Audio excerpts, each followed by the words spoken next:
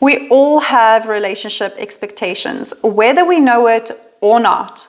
From when we are very little, our subconscious mind absorbs information from our surrounds and creates these strategies, templates, and beliefs around how it is like to be in a relationship.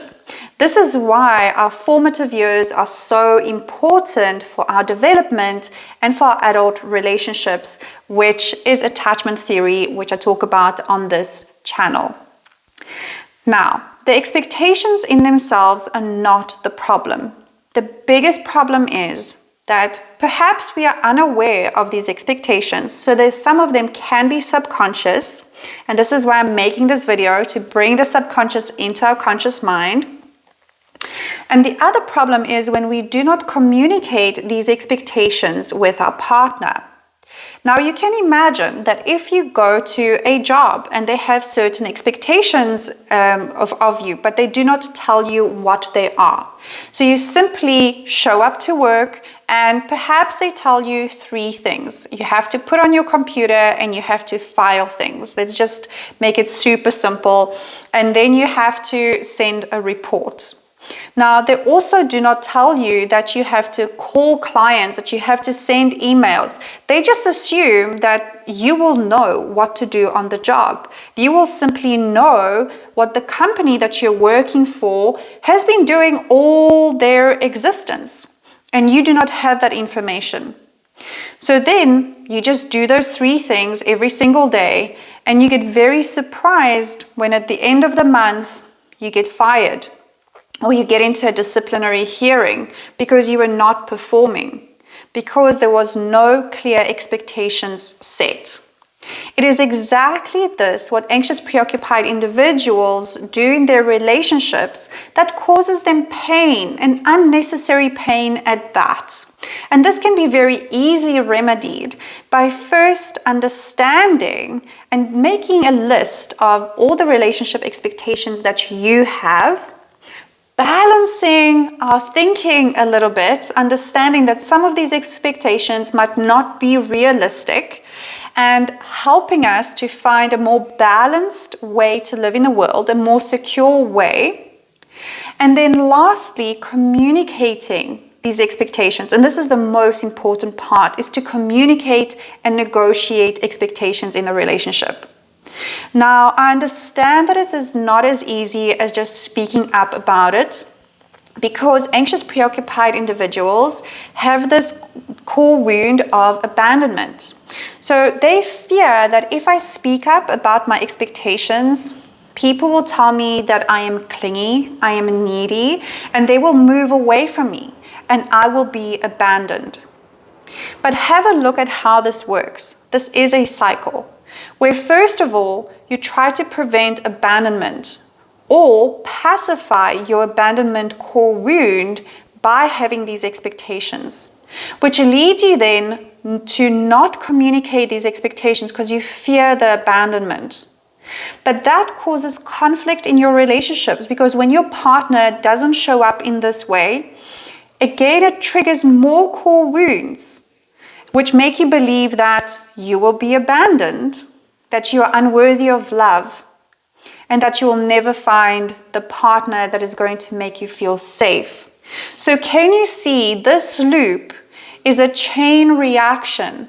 One core wound of abandonment leads you to withhold these important expectations and communication, which then leads you again to having more core wounds being triggered, and then your partner is also in a place where they don't know what's happening. So there's usually conflict, and that will increase your fear of abandonment. So that is the whole loop. And you can break that chain. This is called a chain analysis. You can break that chain by simply communicating some of your needs and expectations. And this can be very fun to do. And I will talk about it once I go over the 9 most common expectations of the anxious, preoccupied attachment style. Hi and welcome back to this channel. My name is Patrycja Mahocka. I am a relationship coach and I have the Love and Thrive School where I help people shift out of these survival patterns that were created in childhood, which are now hurting their relationships, and create relationships and lives full of love, safety, and freedom, a life of thriving. So in short, I just say from surviving to thriving, this is what I'm all about. Thank you so much for joining me. All right, so let's go over these 9 expectations. So number 1, time. Anxious, preoccupied individuals love to spend time with their partners, and it also pacifies their fear of abandonment. So that is the core wound that they are constantly trying to avoid feeling. And the more they avoid feeling it, this is exactly what they create in their lives. So the expectation here is that my partner should always want to spend time with me. And I mean always. They always need to want to spend time with me just as much as I want to spend time with them. I want them to go to grocery shopping with me. I want them to go to cook dinner with me, to fetch the kids with me, to do all of these tasks with me. And when they don't, immediately anxious, preoccupied individuals assume that their partner doesn't love them. And this is the pain that gets created unnecessarily in the relationship, which then leads the anxious, preoccupied individuals to fight with their partner and protest. So in some way, I had a whole video about how anxious, preoccupied sabotage their behavior, sabotage their relationships rather, with some of these protest behaviors. So have a look at that, at all the protest behaviors that can ensue from one of these wounds being triggered, like the core wound of abandonment, or being unworthy, not good enough, and not being loved. Okay, so if you are the anxious, preoccupied individual, notice what happens in your mind when your partner doesn't meet your expectations.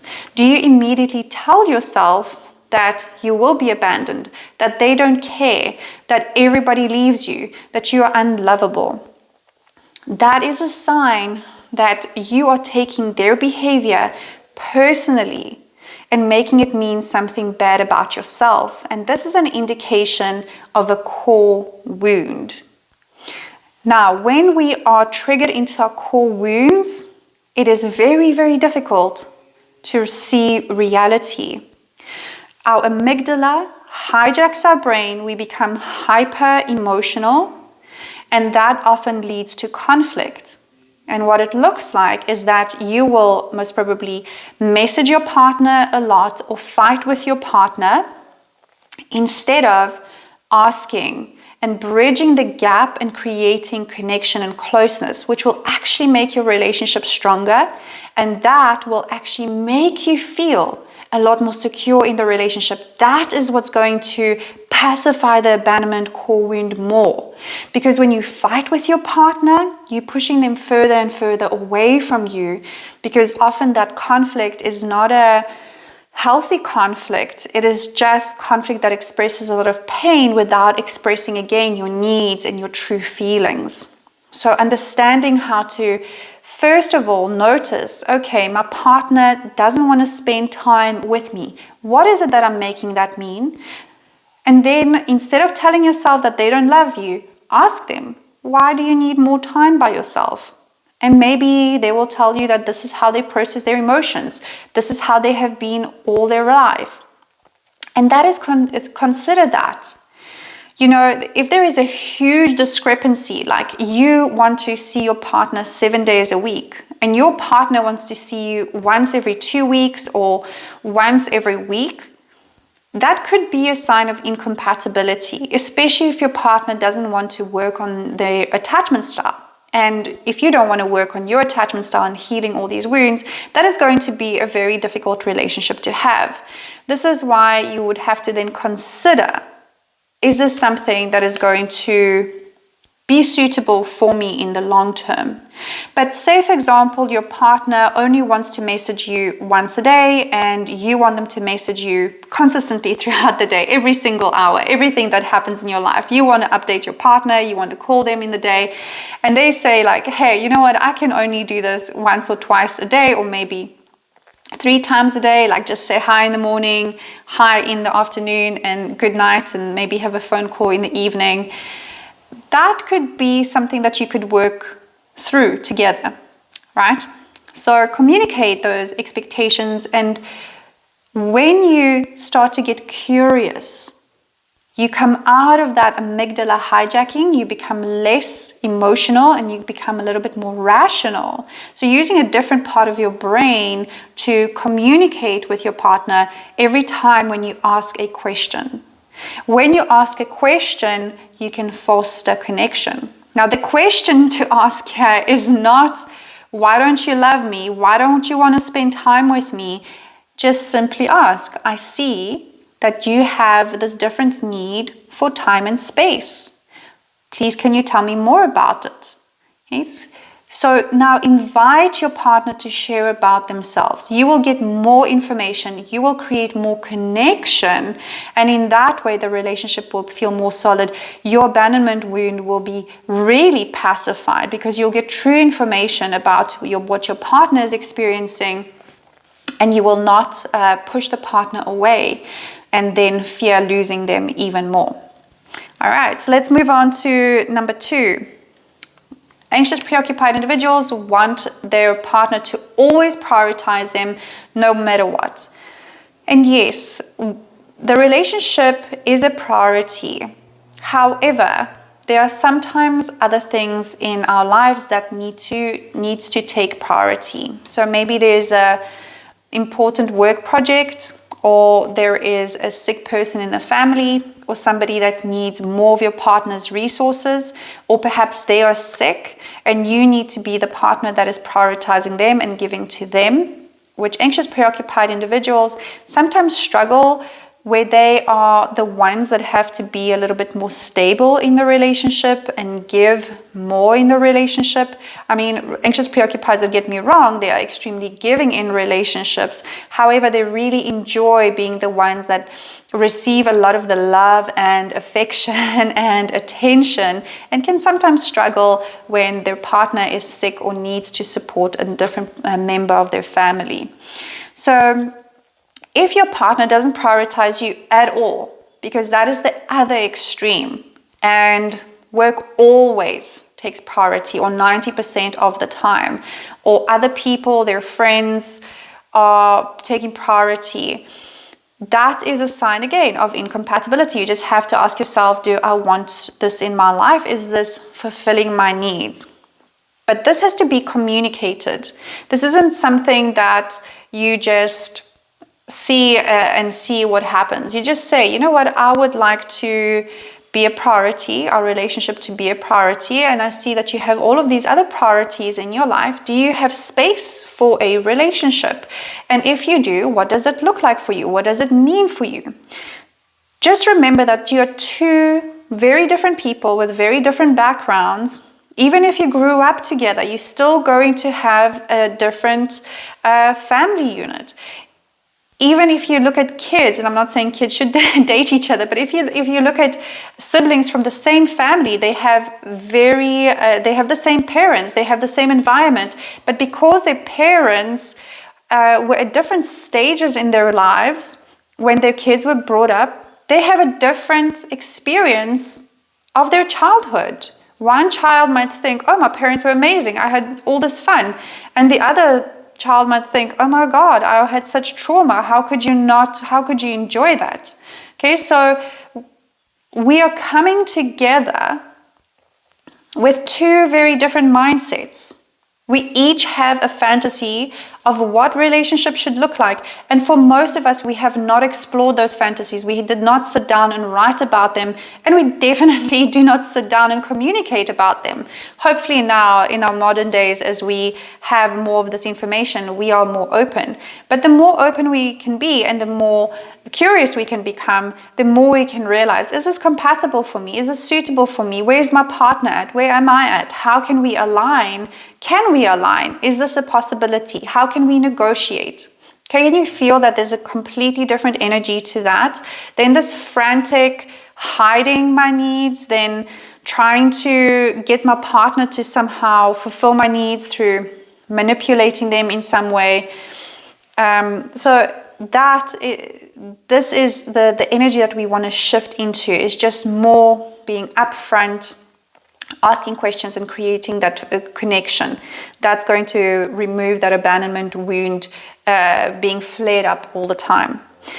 Number 3, anxious, preoccupied individuals want their partner to shower with them with affection all the time, which is not always realistic because people go through things in their day. You know, there's traffic, there's work stress, maybe there are kids, there are so many things. And I know my anxious preoccupied will look at this and say, but I can do it. I have emotional energy for all of these things and my partner, and I can always shower them with affection. And yes, you can, because that's how you were constructed. You're special like this. So this is your superpower. Unfortunately, not everybody has this potential. And so just watch that relationship expectation. That doesn't mean you can't have it.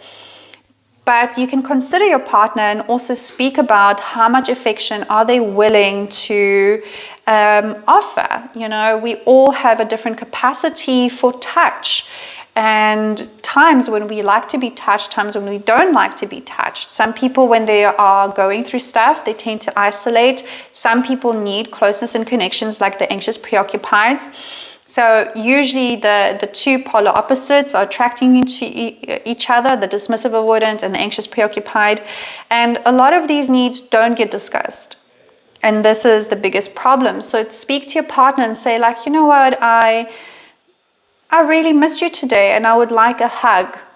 Versus your partner comes home, they're in their headspace, they go to shower or they go to work.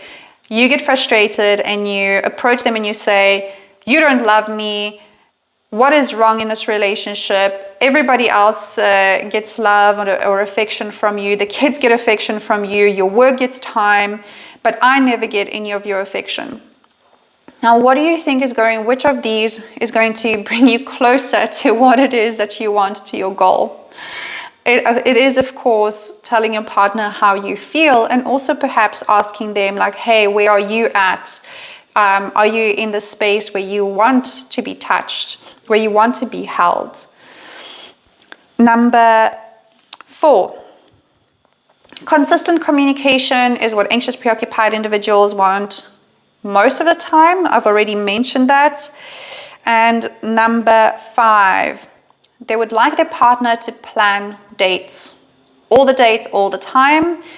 They are usually the romantics in the attachment style, and they want their partner to romanticize it. They're like kind of the diva, the Marilyn Monroe, where they have this idea about their partner just being very romantic. And some people are just not like that. Some people just don't have that romantic instinct inside of them. So you might have to tell your partner, hey, you know what? I really love flowers. Do you want to bring me flowers once a week? That would make me so happy. Or I would like to have a picnic. Or can you plan a date for us every single week? Just put it into your schedule. Where could we fit it in? Talk about it, negotiate about it, and figure out how both of you can make your dream relationship, my tongue got twisted there, your dream relationship a reality.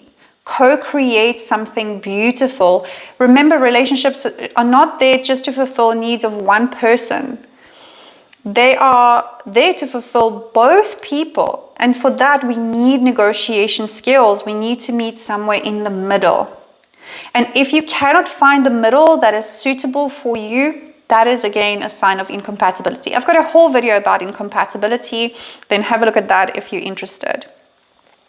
Number 7, anxious preoccupied individuals believe that their partners should prioritize and fulfill the anxious preoccupied individual's needs over their own.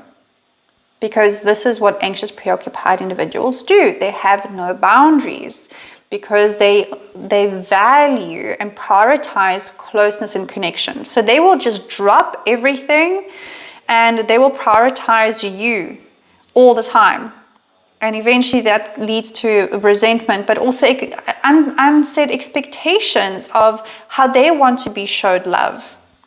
And the interesting thing is in relationship is if you look at your partner and you watch them, how they speak to you in conflict, how they give you affection, how much time and communication they offer you, that is usually what they want from the relationship as well. And what I mean by that, if they are a person who likes hugs in times of conflict, if rather they are the ones that want to hug you when you are going through a difficult time, then they are most probably the ones that also want that physical touch. If they like to buy you gifts, it's most probably because they like to receive gifts. We always love other people in the ways that we want to be loved. So anxious preoccupieds will break all of their own boundaries. They're not even aware that they're doing it until they start doing work on themselves. So they don't have boundaries. They just fulfill everybody else's needs. And they get really hurt when their partner doesn't prioritize them in that same way. But this is an unrealistic expectations, as I think you can understand. Because if we are empty and not looking after ourselves, we cannot look after anybody else. And everybody else has boundaries. And this is a difficult thing for the anxious, preoccupied mind to understand. I know I didn't understand that when I had to heal my attachment style. I used to be out there trying to fulfill everybody else's needs and then get very upset and feel used when they didn't reciprocate. And I was setting myself up for more pain, for feeling betrayed, for feeling used, because I was showing up too much, not communicating my needs. So I really perfectly understand this. And I also just want to give you some hope that it can be really easy about communicating some expectations in ways that are kind, that are curious, that are inviting to your partner. And of course, if you are in a relationship where your partner is not budging, and doesn't want to have conversations, then again, you have to ask yourself, am I getting other stuff from this relationship that is more important to me than some of these things? Is this why I'm staying there, or why am I staying there? Is it worth it for me?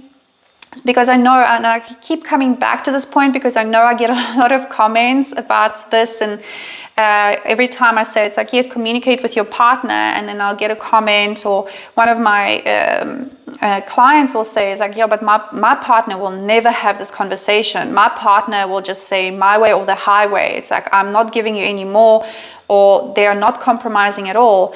And that is a sign that we have to then look inside and decide, is this something that I want to be engaged in? Then we have to take responsibility for the situation that we are in. Instead of blaming or pointing the finger at somebody else and trying to get them to change, unfortunately, we have to examine, where do I have to change in the perspective of maybe I need to have more boundaries and consider myself more and my needs more, and decide if this is something that is still fueling me. Is this a two-way relationship? Number 8.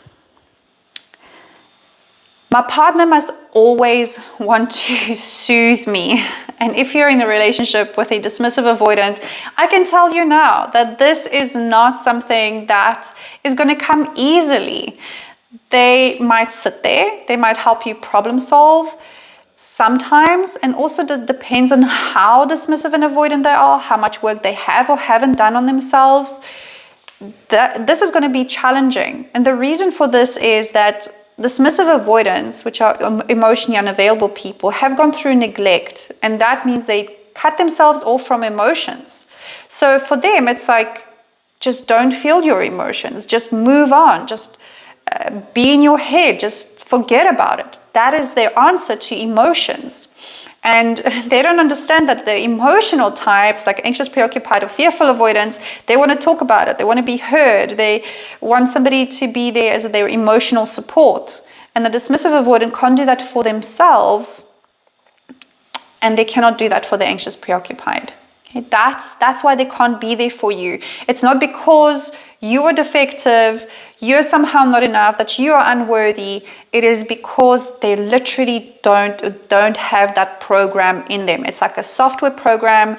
It's like an app on your phone. They just don't have that app. You're talking in a language they really don't understand. Number 9, and the last one, and this is the lesson that I'm working on.